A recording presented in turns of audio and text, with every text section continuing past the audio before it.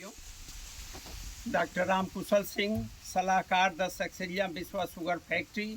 आज गुरेरा पकरिया जोन में हम सतीश वर्मा जी के खेत पर, जो बहरवा गांव के प्रगतिशील कृषक हैं, आप लोगों को 15-023 118 इन दोनों गन्ना किस्मों की बुआई के साथ साथ मूंगफली की फसली खेती के बारे में चर्चा करना चाहते हैं।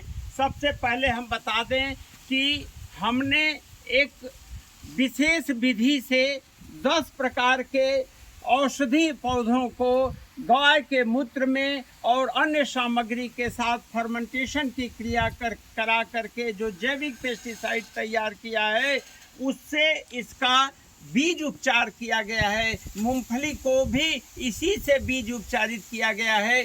तो आप लोगों से मैं कहना चाहता हूं कि आप प्रदूषण मुक्त वातावरण में, जैसे हमारे सतीश वर्मा जी खेती कर रहे हैं, आप भी अरबों रुपए का देसी मुद्रा बचाएंगे और कीटनाशक को छोड़िए, टाटा बाय बाय करिए। जब 1 भाग गाय के मूत्र 10 भाग पानी के बने हुए कीटनाशक या जैविक कीटनाशक से आपके कीड़े, आपके सभी जानवर, सबसे आपकी फसल की रक्षा हो सकती है। तो आप अनावश्यक कीटनाशकों का प्रयोग करके अपनी जमीन को बंजर न बनाएं।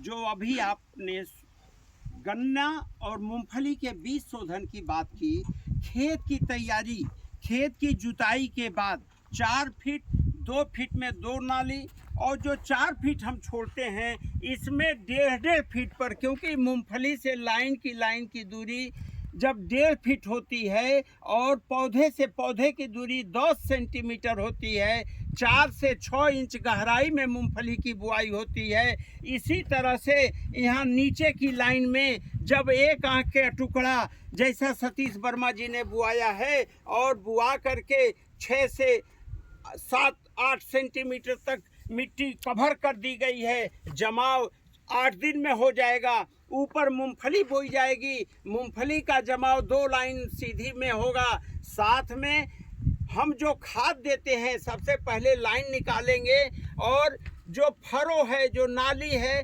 उसमें हम 5 बोरी सिंगल सुपर फास्फेट, जिसमें बोरान, जिंक हो, कैल्शियम और सल्फर होता ही है, साथ में 5 बोरी मृदा कल्प जो पोटास के रूप में हम देते हैं, आधे दाम पर देते हैं। इनको सबको मिक्स करके और माइक्रो न्यूट्रिएंट के रूप में भी रत्ना आदि हम देते हैं। तो सबको मिला करके पहले खाद की बुआई कर दी जाती है।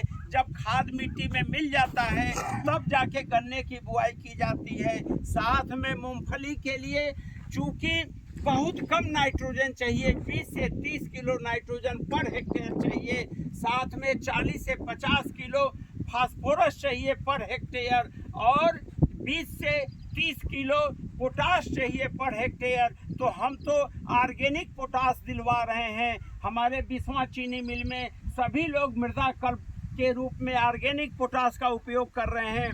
मूंगफली की बुआई साथ साथ होने पर इसमें जो राइजोबियम कल्चर से जो उपचारित किया जाता है, वो राइजोबियम कल्चर जब एक मूंगफली जम जाएगी, उसके बाद इसके लाइनों में दे करके गुड़ाई कर दिया जाएगा।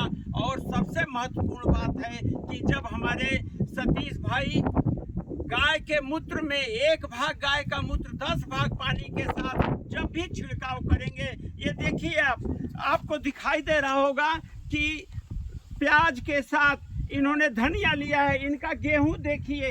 साथ में मेरा ये कहना है कि गन्ने के साथ आप मूंगफली की फसली खेती करिए, मूंग की फसली खेती करिए, उर्द की फसली खेती करिए, जिससे किसान को ज़्यादा से ज़्यादा आमदनी हो सके।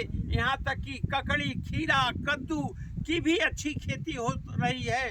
केवल ध्यान ये देना है कि ये जो मूंगफली हम बोएंगे, तो मूंगफली में जो पानी गन्ने को लगाएंगे आलू की तरह से, केवल 2 से 2.5 सेंटीमीटर पानी लगाएंगे वही पानी सीपेज के द्वारा मूंगफली को मिल जाएगा। मूंगफली को अतिरिक्त सिंचाई करने की ज़रूरत नहीं होगी।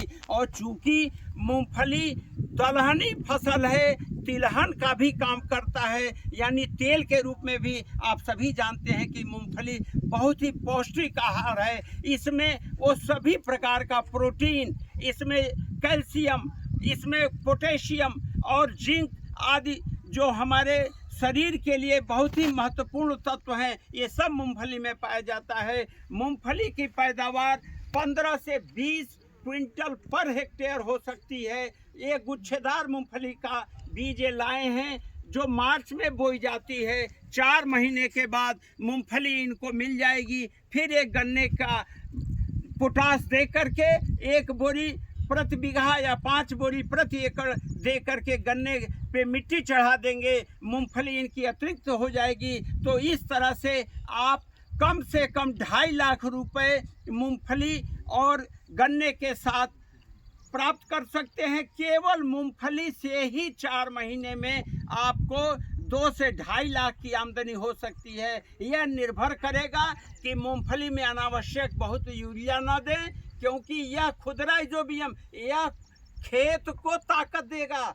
इसमें नाइट्रोजन फिक्सेशन की क्षमता अद्भुत है, तो इसका फायदा उठाइए, आपके खेत की ताकत को बढ़ाएगा। साथ में मूंगफली के जितने भी किसान हैं वो इस बात का ध्यान रखें कि जब भी इसमें किसी प्रकार का रोग, किसी प्रकार के कीड़ों का प्रकोप हो, तो चाहे हमारे जैविक कीटनाशक का प्रयोग करिए, चाहे 1 भाग गाय का मूत्र ताज़ा और 10 भाग पानी मिला करके और सुबह सूर्योदय के समय या उससे पहले छिड़काव कर देंगे, तो किसी भी प्रकार के कीड़ों का या किसी प्रकार की बीमारियों का प्रकोप नहीं होगा।